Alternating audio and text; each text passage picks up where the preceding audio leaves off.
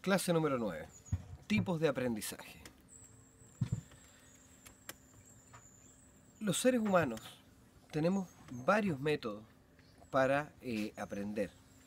Los mismos que ocupan los animales, pero también tenemos métodos que están relacionados por vía cognitiva. Es decir, que nosotros podemos aprender sin necesariamente experimentar.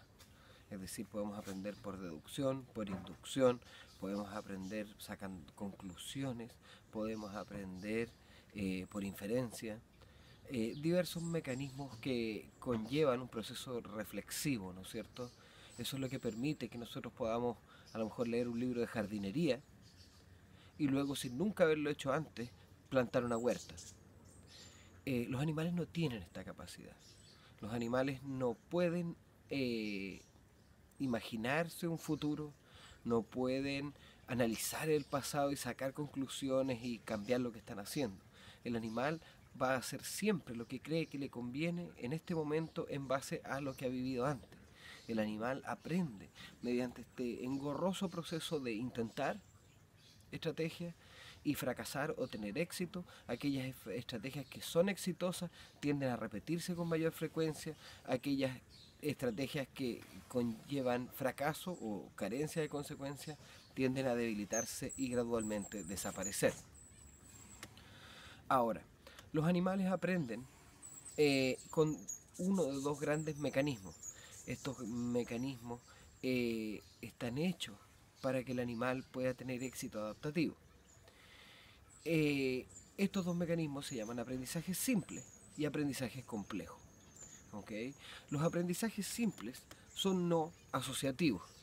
Es decir, el animal no tiene que asociar dos elementos, un estímulo y una consecuencia, una conducta y el desenlace, sino que simplemente al ser expuesto una y otra vez a este estímulo, el animal va gradualmente cambiando la forma en que reacciona ante él. Y la otra son los aprendizajes complejos, donde el animal genera un vínculo asociativo, conecta, si pasa esto, luego va a pasar esto otro, o si yo hago esto, va a pasar tal, ¿vale? Vamos a ver mucho más en detalle cada uno de estos, de forma que podamos entender cuáles son los mecanismos mediante los cuales puedo cambiar cómo se comporta un animal y mediante los cuales obviamente el animal cambia su comportamiento en la naturaleza. Veamos primero los aprendizajes simples. Como dije recién, los aprendizajes simples implican que el animal no genera un vínculo asociativo, no conecta dos elementos, dos estímulos entre sí o una cierta conducta con sus consecuencias, sino que simplemente al ser expuesto una y otra vez ante este estímulo, el animal va reaccionando cada vez más o cada vez menos. ¿Okay? Los aprendizajes simples están divididos en dos grandes fenómenos, ¿no es cierto? Uno es la habituación. La habituación es un pilar de la vida. Si no fuese por la habituación, no podríamos vivir, no nos daría la capacidad de procesamiento de información porque teníamos que prestarle atención a todo. La habituación es el proceso mediante el cual, al ser expuesto una y otra vez a un cierto estímulo que no tiene mayor relevancia en mi vida, voy gradualmente ignorándolo cada vez más. La habituación no implica que el animal vive esta experiencia y dice, este estímulo no significa nada, sino que aparece el estímulo, aparece el estímulo, aparece el estímulo, aparece el estímulo, y como no trae consecuencias, finalmente el animal aprende a ignorarlo, sin necesariamente haber hecho una asociación con respecto a este estímulo. ¿Okay? Un ejemplo de esto podría ser un animal al que tú le pones, por ejemplo, una sirena en su jaula, por ejemplo. Y das la sirena y al principio el animal se asusta. Pero si la das cada media hora, continuamente, después de unos días, cuando suene la sirena, el animal prácticamente ni siquiera se va a despertar. Va a aprender a ignorarla. ¿Okay? Otro ejemplo de esto podría ser que tú te vas a un departamento en Santiago. Tú vives en el campo, pero te vas a la gran ciudad y estás en un departamento en primer piso en el centro de la Alameda. Y hay bocinazos y gritos, peleas, ambulancias. Y bueno, los primeros días que tú vienes acostumbrado al silencio del campo, Por lo tanto, te cuesta conciliar el sueño, te cuesta dormir, escuchas constantemente todos estos miles de sonidos. Sin embargo, en la medida que pasa la primera noche, la segunda noche, la tercera noche, la cuarta noche, poquito a poquito te vas dando cuenta de que aprendes a ignorarlo, de que te vas habituando a estos ruidos. Y luego, después de unos días, ya puedes dormir de continuo toda la noche sin que te molesten estos sonidos, porque ya te habituaste. No es que tú hayas asociado algo, este ruido significa o no significa, simplemente tras ser expuesto una y otra vez a este ruido, finalmente te habitúas, te acostumbras, deja de llamarte la atención. Puede que lo sigas percibiendo, pero ya no le das ninguna prioridad. ¿Okay? El otro fenómeno es la sensibilización. La sensibilización es el fenómeno opuesto. Tras ser expuesto una y otra vez a este estímulo, el animal empieza a reaccionar cada vez más intensamente ante él. ¿Ya? La sensibilización tiene que ver con estímulos que poco a poco, repetición tras repetición, tras repetición, tras repetición, van generando cada vez una reacción más potente en el animal.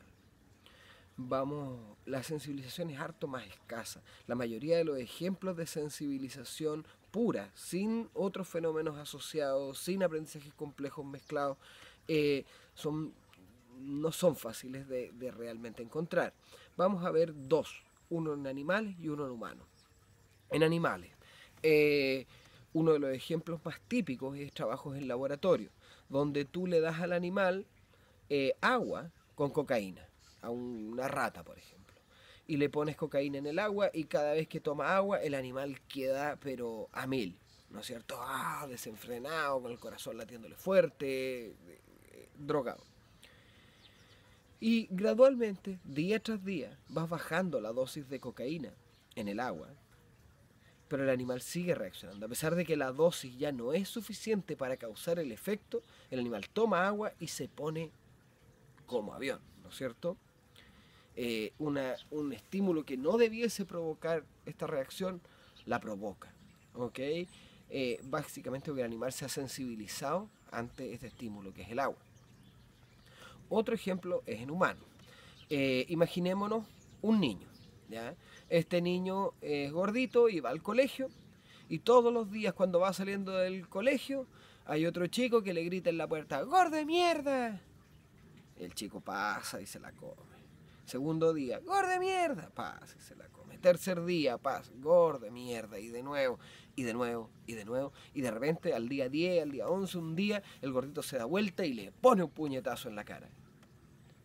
No ha cambiado, el estímulo es el mismo, pero cada vez le va provocando un efecto mayor hasta que finalmente desencadena una conducta que antes no nos traía, una intensidad de conducta que antes no nos traía.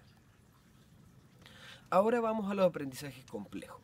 En los aprendizajes complejos el animal genera un vínculo asociativo, conecta dos elementos. ¿Okay? Los aprendizajes complejos se dividen en dos grandes ramas, ¿okay? El condicionamiento clásico o aprendizaje clásico y el condicionamiento operante, ¿vale? En el condicionamiento clásico el animal asocia dos estímulos. El condicionamiento clásico es de naturaleza predictiva y le sirve al animal para detectar oportunidades en el ambiente. ¿Okay? Por ejemplo, el animal va caminando, percibe este olor y luego pasa un conejo. Y el animal empieza a asociar: cuando siento este olor, significa que hay un conejo.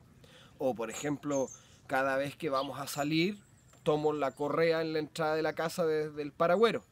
Y el animal se pone a mil. ¿Por qué? Porque sabe que cada vez que tomo la correa, luego salimos. Esto no implica que él tiene que hacer nada. Implica que si pasa esto, eso significa que va a pasar lo otro. El poder predecir mi entorno se traduce en un tremendo beneficio para los animales. Saber qué está a punto de suceder implica estar consciente del desenlace y por lo tanto me permite encontrar muchas oportunidades, ¿vale? En la medida en que el animal está más y más consciente de las consecuencias, de las causalidades de la interacción con el medio, el animal accede cada vez a mayores beneficios, ¿ya? El saber qué va a pasar implica una ventaja Esto ocurre en los animales y también ocurre en el ser humano. Si tú sabes lo que va a pasar con el mercado bursátil, por ejemplo, en 5 años más o en 3 años más, eso es una ventaja enorme y probablemente te vas a hacer millonario. En los animales pasa lo mismo. Si tú sabes que va a pasar esto, puedes tomar acciones que te ayuden a sacarle partido, ¿vale? El condicionamiento clásico está directamente relacionado con la ansiedad. Cuando yo no puedo predecir mi entorno, sea porque mi entorno es caótico e impredecible, sea porque yo no tengo las capacidades para detectar las causalidades de mi ambiente o por la razón que sea, eso me genera ansiedad. Si yo no sé lo que va a pasar, me voy a poner muy, muy nervioso, muy ansioso, no sé qué hacer. ¿Ok? Ahora, el condicionamiento operante.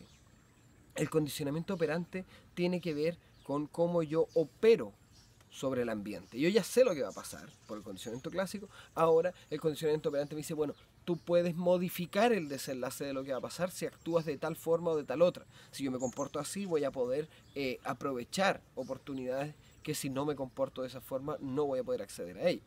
¿Okay? Entonces el condicionamiento clásico conecta estímulo con estímulo, mientras el condicionamiento operante conecta una cierta acción, un cierto comportamiento del animal con las consecuencias que éste trae. ¿Vale?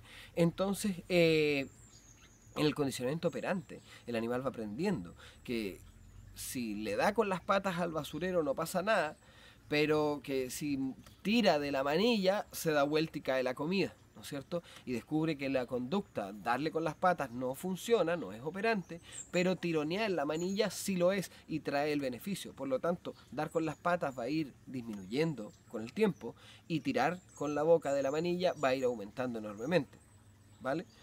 El poder predecir lo que va a ocurrir es una ventaja, pero que no sirve de nada si yo no tengo esta capacidad operante de ir asociando qué conductas mías van a ser exitosas y me van a traer esta modificación de los desenlaces, ¿ya? El condicionamiento operante entonces conecta una cierta conducta del animal con una cierta consecuencia que está por venir si es que yo lo hago. Cuando falla el condicionamiento operante, eso causa frustración. ¿Okay? El animal se empieza a frustrar, empieza a intentar las conductas que se le ocurren y básicamente si ninguna le trae resultado eso empieza a causar mucha frustración. La ansiedad y la frustración son las dos grandes ramas que generan el estrés. Por lo tanto, el ser claro en cuanto a las dinámicas, si pasa esto, luego pasa esto otro, si hacemos esto, vamos a hacer lo otro, y luego, si tú te comportas así, va a pasar esto, si tú te comportas de esta otra manera, va a pasar esto otro, son fundamentales para reducir los niveles de estrés del animal. El condicionamiento clásico, ¿no es cierto?, implica que el animal puede predecir lo que está a punto de ocurrir en base a las experiencias que ha tenido antes. ¿Okay? Cada vez que este señor toma la correa vamos a salir. Cada vez que escucho clic, clic, clic, clic, este sonido significa que me van a dar la comida, porque están los pellets cayendo en el plato, ¿no es cierto? Ciertos estímulos y ciertos contextos son particularmente asociados con el desenlace, la consecuencia. ¿Okay? El condicionamiento clásico fue descubierto por el fisiólogo ruso Iván Pavlov, quien estaba haciendo un estudio en las enzimas digestivas de los perros y montaba a los perros en un encachado, ¿no es cierto?, donde quedaban como prácticamente suspendidos, le ponía unos catéteres para capturar la saliva y otros fluidos, ¿no es cierto?, y les presentaba un plato de comida para generar salivación, para luego poder analizar la saliva. Resulta que se empezó a dar cuenta que los catéteres estaban ya llenos antes de que le pusieran el plato de comida.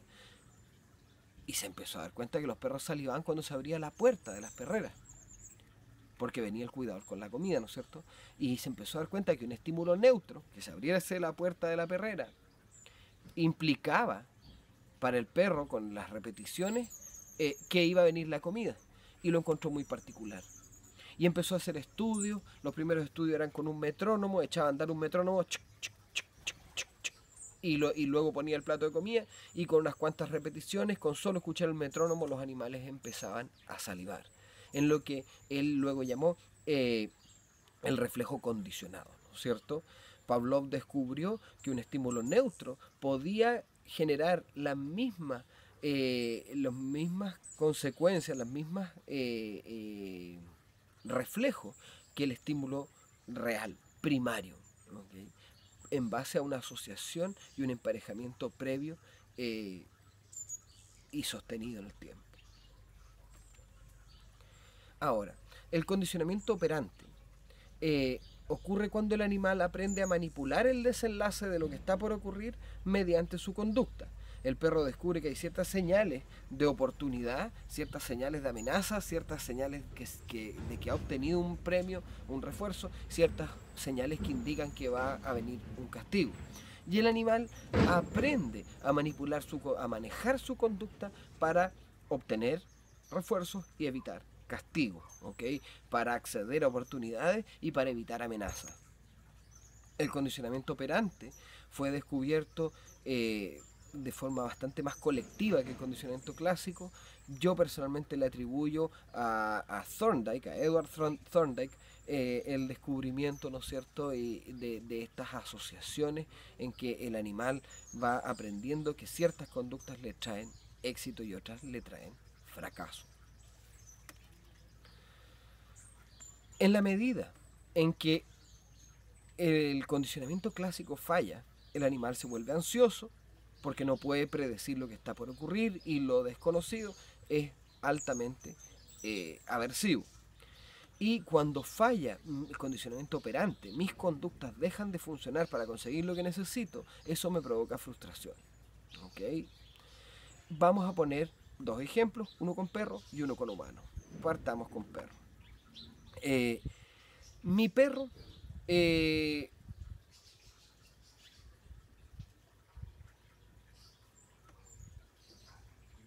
sufre, está todo el día en el patio, ¿no es cierto? Y a veces yo salgo al patio y le hago cariño y otras veces salgo al patio y le pego, ¿ya? Yo sé por qué, porque a veces está esperándome ahí buena onda y a veces a horas atrás rompió una planta, por ejemplo. Pero el perro no tiene idea, no es capaz de conectar una conducta que hizo a las 11 de la mañana con una consecuencia que viene a las 6 de la tarde.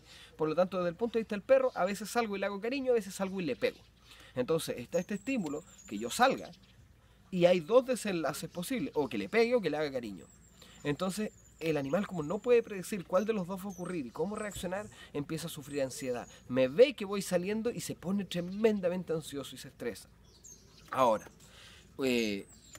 la frustración. Pongámosle que el animal necesita contacto social y afecto. Es un animal muy sociable, que requiere vida grupal, ¿no es cierto?, que requiere estar en compañía de otros animales, y yo lo tengo solo en un patio. El animal busca reunirse con el grupo social rascando la puerta de la cocina, por ejemplo. Y por más que rasca, nadie le abre, ni lo dejan entrar, y algunas veces cuando rasca salgo y le pego, por ejemplo. Y el animal empieza a intentar otras variaciones, llorar, ladrar, y ninguna le funciona para obtener lo que él quiere, que es contacto social. Y el animal se empieza a frustrar cada vez más y empieza a sufrir altos niveles de estrés. ¿Ya?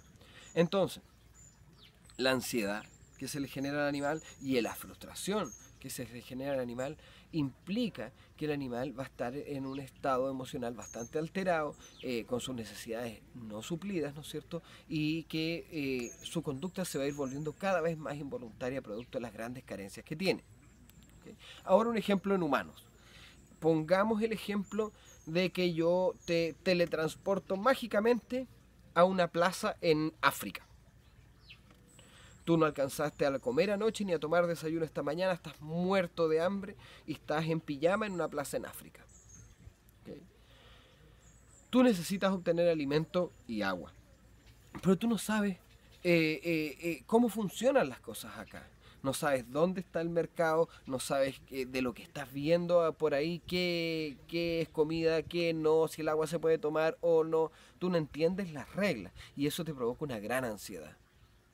Luego, tú vas a intentar usar las estrategias que tú usarías normalmente. Hablar con la gente, oiga, tengo hambre, me da comida. Y la gente, no te entiende. Vas a probar tomar las cosas y te pegan en la mano. Y te vas a dar cuenta que tus estrategias conductuales, las cosas que tú harías normalmente para conseguir lo que necesitas, no funcionan. Eso te provoca frustración. La ansiedad es como este nudo en el estómago de no saber lo que va a pasar, de esta angustia ante lo desconocido. Y la frustración es básicamente como una rabia, como furia, ¿no es cierto? Te da mucha molestia, mucha rabia, prácticamente agresividad, porque tratas y tratas y tratas y no consigues los objetivos. Fin.